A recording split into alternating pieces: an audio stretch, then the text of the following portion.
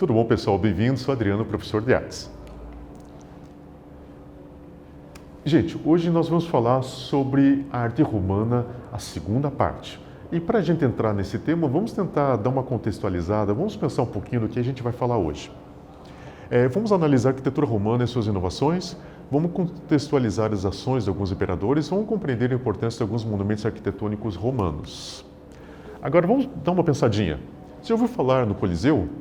Ou nas corridas hípicas? Você sabia que Roma antiga os espetáculos artísticos e desportivos eram gratuitos? Era uma coisa oferecida para o público? Vamos tentar responder essas perguntas e vamos em frente. Idealização. A escultura ao lado chama-se Augusto de Prima Porta. É a mais famosa escultura do Império Romano. Nela está representada a maneira idealizada do imperador Otávio Augusto.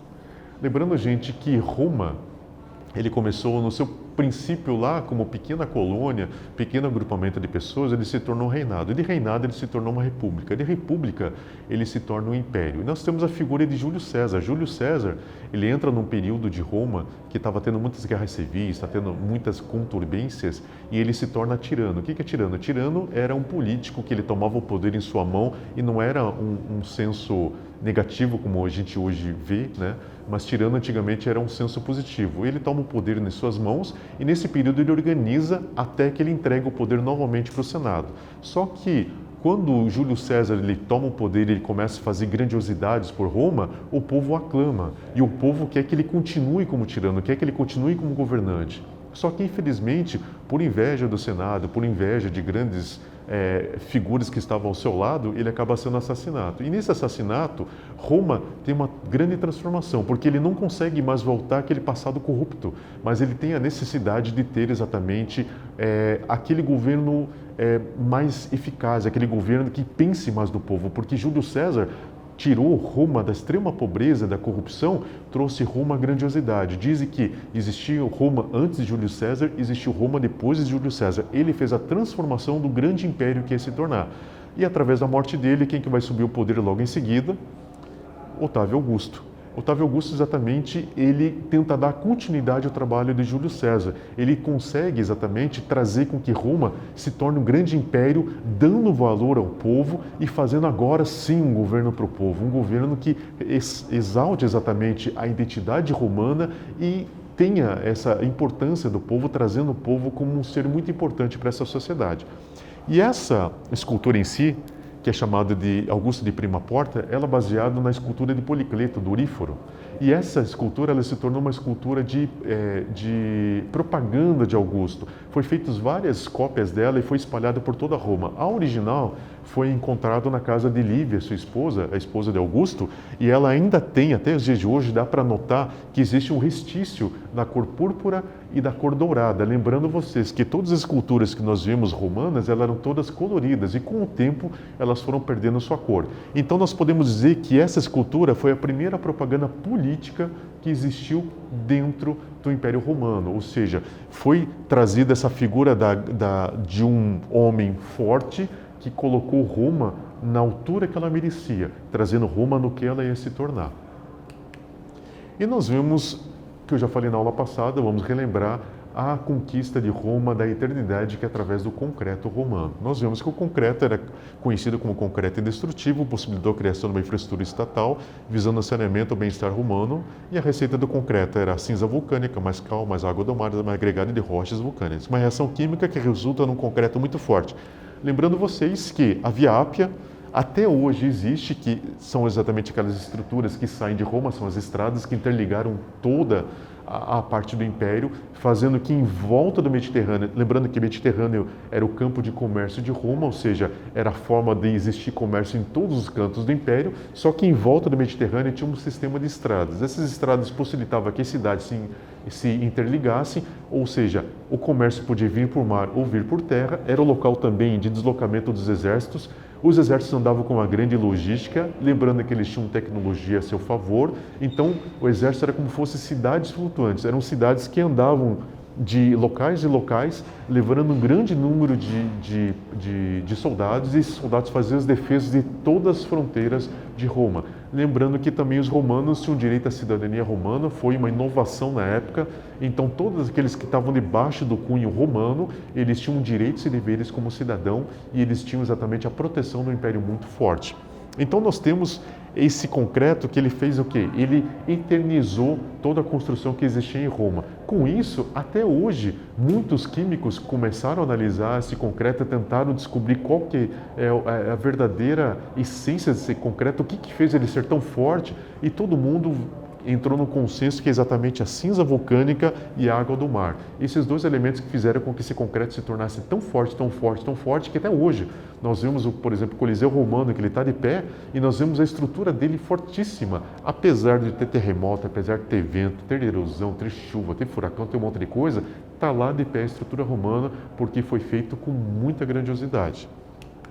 E nós vemos então essa questão das estradas, esse mapa mostra exatamente todo o emaranhado de estradas. Agora vem, gente, a complexidade e como eles vão por todo o império. Lembrando que até mesmo a Inglaterra, na parte aqui dessa conquista que não aconteceu porque Roma acabou deixando a Inglaterra, que não conseguiu conquistar ela, mas ele viu que até lá mesmo já existiam as estradas. E essas estradas foram iniciadas na gestão exatamente de Otávio Augusto, porque já era uma ideia de Júlio César. Júlio César já sonhava com uma Roma totalmente interligada. Ele já falava com Otávio, ele falava com as pessoas à sua volta exatamente dessa visão de ter um império totalmente unido, muito parecido com o que Alexandre o Grande tinha idealizado no passado. E Otávio Augusto conseguiu fazer o início disso, que foi levado exatamente a esse ápice durante todo esse momento do império. Por isso a frase, todos os caminhos levam a Roma, exatamente por a tradição, que todo mundo sabia que quando você chegasse numa estrada, naquele período imperial, você sabia que essa estrada ia terminar em Roma porque ela começava em Roma. Então nós temos também, que nem eu falei, a questão do concreto, nós temos saneamento básico. Nós temos a cloaca máxima, o primeiro sistema de esgoto da história. Agora pense, gente, nós temos uma Idade Média, por exemplo, que nós temos assim, a saneamento era zero, por isso que existiu a peste negra. Mas Roma já tinha essa coisa da limpeza, já tinha a coisa do saneamento, já tinha a coisa daquela preocupação. E quando foi feita as grandes cidades, a primeira coisa que foi pensada, não pode ter dejetos no meio da cidade, senão vai espalhar doença. Então foi feito exatamente o sistema de esgoto, que até hoje, gente, é ativo. Esse sistema existe ainda na parte de baixo de Roma. E nós temos banheiros públicos, claro, que as pessoas vinham aqui, usavam um banheiro, uma pessoa do lado da outra, mas não tinha esse senso que nós temos dessa privacidade. Nós tínhamos um senso grego, que o corpo era uma coisa natural, então as pessoas não se envergonhavam. Mas esses banheiros públicos e esse sistema de drenagem era uma coisa que não existia em nenhum lugar no mundo. E isso se tornou padrão em todo o Império Romano. Então a gente vê que a tecnologia chega de uma forma impactante, que até hoje a gente usa essa ideia, até hoje a gente usa esse mesmo preceito de um sistema público de saneamento básico. Lembrando que eu falei, a Europa acabou entrando em declínio porque o pessoal esqueceu disso, esqueceu de usar esses princípios romanos. Mas as grandes cidades se lembraram e utilizaram, e até hoje nós temos saúde graças a isso, a exatamente essa captação de todos os dejetos que não são bons para a vida humana. E nós temos também a questão dos banhos. Ao lado de mais uma inovação urbanística romana, as casas de banho gratuitas e com águas térmicas serviam para o lazer do cidadão romano. Se lembra que nós falamos nas aulas passadas sobre os aquedutos? Ou seja, a água ela vinha em abundância das montanhas. Lembrando que Roma é cercada por 7 montanhas muito grandes e todas as montanhas têm fontes de água. Então a água era levada para Roma e a água era uma coisa de grande abundância. E pensando nisso, foi feitos os banhos. Esses banhos eram banhos que eram gratuitos para todo o povo. E era uma água muito limpa, era uma água muito líquida e era lá aquecida. Então as pessoas que a qualquer momento do dia que queriam ter um momento de descanso, elas podiam ir nesses banhos e nesses banhos elas tinham esse momento de lazer, esse momento de conversa, esse momento de higiene. E era uma coisa muito estimada em Roma, a questão da higiene, e era propagada para todos o povo em geral. Agora, gente, responda no seu caderno só lembrando o que a gente aprendeu até agora. Algumas dessas inovações arquitetônicas romanas ainda são utilizadas por nós? Quais são elas? E você acredita que essas ações podem deixar cidadãos mais à vontade e tranquilos com algum tipo de governo? Então, gente, isso tem ajudado a gente nos dias de hoje? Pensa aí, responde e já voltamos.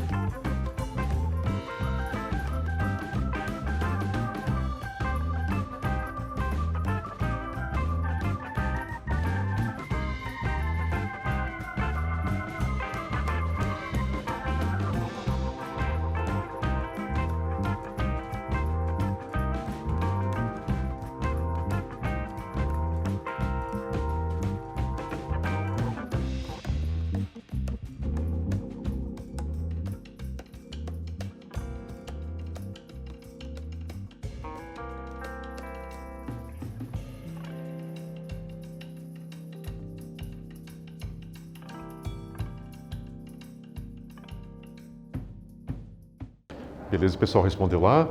Vamos em frente. Então, dentro da arquitetura, nós temos todo esse lado funcional, mas também os imperadores começaram a ver a necessidade de trazer um entretenimento para o povo. Lembrando as aulas anteriores que teatro é uma coisa que existia como entretenimento, mas o povo romano não estava muito preparado. O povo romano gostava um pouco da violência, sabe aquele início daquele cunho mitológico de Ares, deus da guerra, de repente começa Roma, no caso Marte, deus da guerra, começa Roma. Então a gente vê que ele já tem essa coisa da batalha, essa coisa do exército, uma coisa muito incrustada dentro do seu coração, como império. Então nós vemos que teve na criação arquitetônica, nós temos uma inovação, a criação de grandiosos movimentos como diversos tipos de apresentações. Como na ilustração ao lado, nós temos o Circo Maximus. Não sei se vocês tiveram a chance de ver no cinema, nós temos um filme chamado Ben-Hur. Nesse filme chamado Ben-Hur, nós temos uma corrida de pigas que acontece exatamente num estádio desse. E é nesse filme que é mostrado esse Circo Maximus. O que era o Circo Maximus? Agora pensa o seguinte, vamos trazer para o contexto de hoje. Quando nós temos a Copa do Mundo de futebol, que todas as nações se unem e vão lá, levam seus times de futebol, todo mundo tem aquela torcida, eu torço para o Brasil, eu torço para a Inglaterra, torço para os Estados Unidos, torço não sei para quem. Então tinha aquelas torcidas organizadas que vão para o estádio, que existe até hoje, vão nos estádios e torcem para os seus times. Nesse momento, nesse Circo Maximus, nós temos representantes de todo o Império Romano, de vários países dentro do Império Romano, levam os seus corredores de piga para esse Circo Máximo. Então nós temos uma competição a nível mundial, vamos colocar assim. Então o Circo Maximus é a Copa do Mundo das pigas da época. E essa Copa do Mundo faz com que existam premiações para aqueles que se tornam os grandes corredores. Então é como se fosse uma Fórmula 1 do passado. E nesse momento que tem essas corridas de piga, existe muita violência, porque normalmente essas pigas, como eram normalmente com 4 cavalos ou com 2 cavalos, dependendo da importância da corrida, eram corridas circulares. E nessas voltas, as pigas elas exatamente se chocavam. E existia também aquela coisa do terrorismo interno. Então muitas vezes aquela pessoa que estava dirigindo, estava pilotando aquela piga, ela caía e era atropelado. Só que o espetáculo não terminava. A pessoa era atropelada, quando passava as pigas, os carregadores iam no meio do local, tiravam o corpo para fora e continuava a corrida. E quando existia um capotamento que cavalos morriam, era a mesma coisa. Se havia possibilidade, eram retirados os cavalos mortos, se não havia, eram deixados lá e continuava a corrida. Era uma carnificina. Então existia muita morte, dificilmente não existia morte nesses eventos. Só que o povo amava essa morte, o povo achava que isso era grande diversão. Então aí era a Copa do Mundo que existia no mundo antigo e atraía pessoas de todos os lugares para assistirem essas corridas. E nós vimos que as corridas tinham em torno de um público de 200 mil pessoas, ou seja, era muita gente. Agora, se lembra que nós falamos sobre o arco romano? Graças ao arco romano foram feitas estruturas com vários andares que conseguiam comportar tantas pessoas sentadas graças à estrutura inovadora e graças ao concreto muito forte que existia na época. Então, essa corrida de carruagens, por 2 ou mais cavalos, porém, era muito perigosa. Aquilo que já falei, existia morte. Inclusive, gente, voltando a falar do filme Ben-Hur, dentro de uma das cenas, prestem atenção na cena das corridas de piga, que no momento dessa cena existe um atropelamento de um guarda que está ao lado da pista. Esse atropelamento acontece e a corrida continua. Na versão real, existiu um atropelamento verdadeiro no set de filmagem. Foi paralisado, inclusive, a filmagem nesse momento. A pessoa foi socorrida, que era um figurante, e esse figurante acabou morrendo. E essa cena era para ser deletada. Só que o diretor do filme foi até a família do figurante e lamentou o fato. E a família do figurante, por incrível que pareça, a família do figurante falou assim, não, a gente quer que continue. E continua a cena. Então aquela morte que acontece no filme Ben-Hur, daquele figurante, daquele guarda que ele é atropelado pela biga, é uma cena real, gente. A pessoa morreu de verdade durante aquela filmagem. E isso era uma coisa que acontecia nessas corridas. Então nós temos a violência testemunhada por 200 mil pessoas. E eram corridas que reuniam corredores de todas as partes de todo o Império ativo de Roma nessa época. E nós temos a questão da arquitetura também, que nós tivemos mais inovações. Roma teve dezenas de imperadores e alguns ficaram famosos por ações impopulares. Nero, por exemplo, gastou muitos recursos humanos para a construção do gigantesco palácio e uma estátua gigantesca de si mesmo feita de bronze. Lembrando que Nero, ele foi um grande incentivador das artes dentro de Roma, só que ele tinha assim uma visão muito distorcida. Ele era uma pessoa que, só para ter uma ideia, gente, quando ele morreu, Roma comemorou sua morte, porque ele se suicidou. Ele via que não tinha mais como dar continuidade, porque existia muita coisa em volta dele, muitas pessoas queriam a morte dele e estava sendo feito planejamento para o seu assassinato. E diante disso ele não aguentou a pressão e acabou se matando. Então nós vemos que ele, nesse período, ele fez assim coisas horríveis com relação à população. Só que aquela cena de dizer que ele cantava quando Roma estava queimando, muitas coisas são lendas, porque vários registros romanos foram apagados da vida pública. Então, muitas coisas que falaram sobre a vida verdadeira de Nero foram tiradas da história e foram apagadas. Então, a gente não tem muita coisa para poder especular, não tem muita coisa para a gente ter como base da vida dele. Mas uma coisa que foi comprovada é que ele teve um gasto excessivo em fazer coisas assim ligadas à arte, muitas vezes, só que coisas ligadas ao seu endeusamento. Ou seja, ele participava de esportes, ele participava das Olimpíadas, ele participava de concursos de teatro. O incrível é que tudo que ele participava ele ganhava por quê? Porque era imperador. Então, pela força do poder dele, ele ganhava as competições. Só que ele fazia um investimento muito na sua autoimagem. Por exemplo, o bronze, que era um metal muito valorizado na época, ele fez uma estátua gigantesca, palácios. Ele fez palácios enormes, gastando tanto do dinheiro público que ele chegou praticamente a falir o país. E nisso ele aumentava cada vez mais os impostos, tentando tirar o dinheiro do povo para poder fazer essa aplicação nos seus investimentos. Quando teve o caso do incêndio de Roma, muitas pessoas dizem que tem uma certa lógica que foi a mando dele que foi feito um incêndio na parte pobre de Roma, que era feito de madeira, exatamente para liberar espaço. O incrível é que pareça que num desses espaços que foi liberado graças aos incêndios, porque foi todo retirado e as pessoas foram relocadas, um desses espaços, exatamente Nero fez um grande palácio nesse local. Então, quer dizer, coincidência ou verdade, não sabemos, mas alguma coisinha aconteceu nesse período muito grave. Então, com todo esse fato de Nero ter falido o Império Romano exatamente por esse excesso de gastos que ele fez,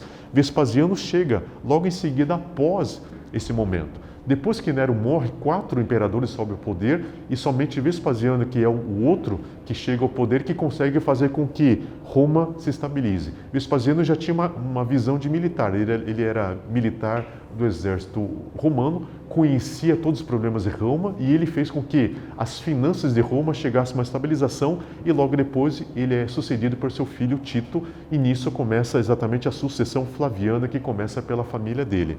Então nisso, Vespasiano, que é o busto ao lado, ele tinha a responsabilidade de resgatar a autoestima e segurança dos cidadãos romanos, ou seja, Vespasiano felizmente conseguiu trazer a autoestima e o controle. Lembrando uma coisa bem importante, que dentro do Império Romano, uma das grandes invenções também foi o busto, que é exatamente essa escultura feita somente com a parte da cabeça e um pedaço do peito, que não existia até então.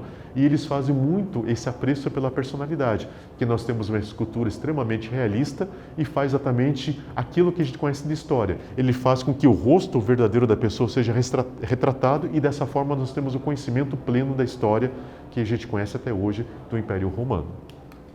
E nós temos ainda, Vespasiano faz uma coisa bem importante, que ele constrói o que chamamos do Coliseu, que ou é chamado de Anfiteatro Flaviano, exatamente em homenagem à família dele que está no poder agora em diante. E ele foi construído em cima do palácio destruído de Nero, para enterrar este passado.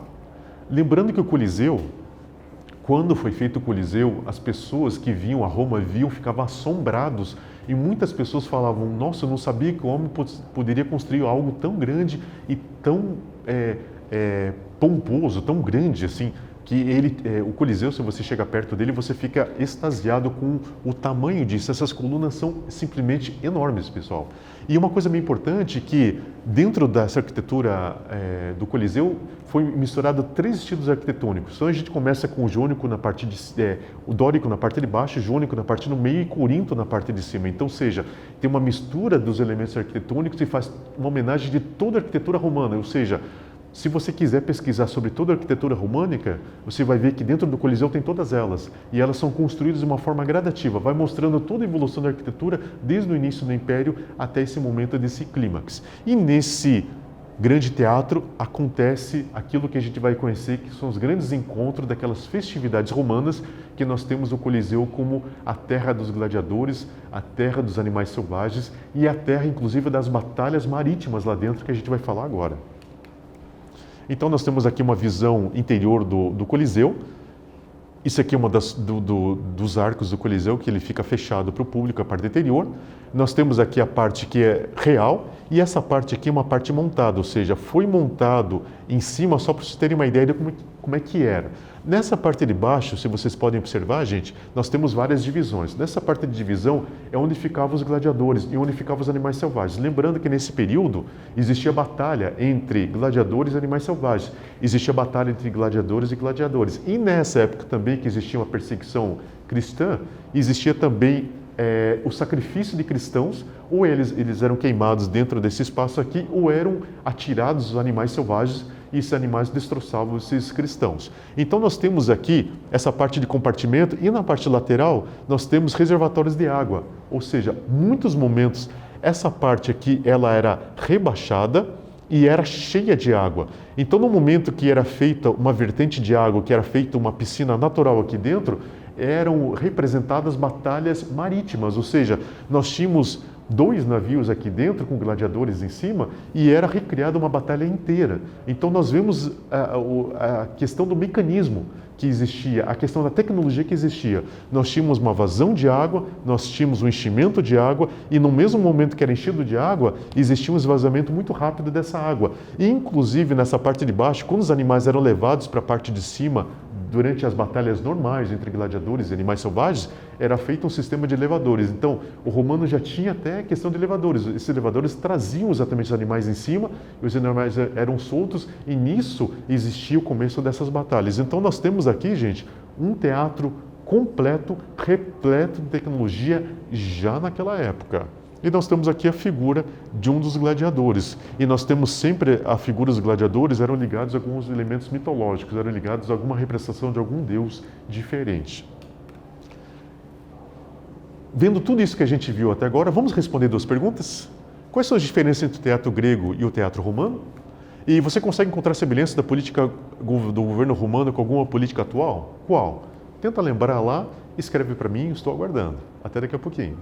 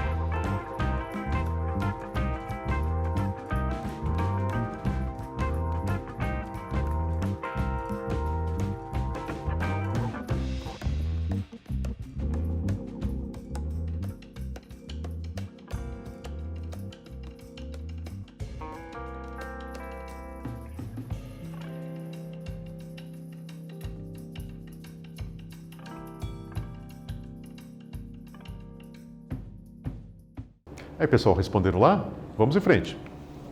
O que a gente viu na aula de hoje? Nós analisamos a arquitetura romana, suas importantes inovações para o mundo ocidental. Compreendemos um pouco sobre a política governamental de Roma e analisamos a historicidade de alguns monumentos arquitetônicos romanos. Então a gente entendeu, gente, que a arquitetura romana ela foi essencial para todo o Império Romano, porque ela fez com que o Império Romano se projetasse por toda a eternidade, trazendo uma estrutura que até hoje a gente conhece.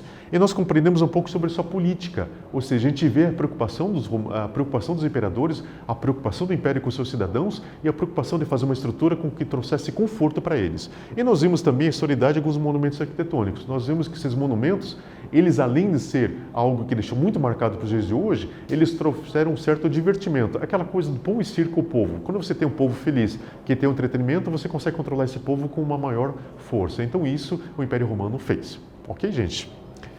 Espero que essa aula tenha sido proveitosa, que nós tenhamos aprendido bastante hoje e nos encontramos na próxima oportunidade. Até, pessoal. Tchau, tchau.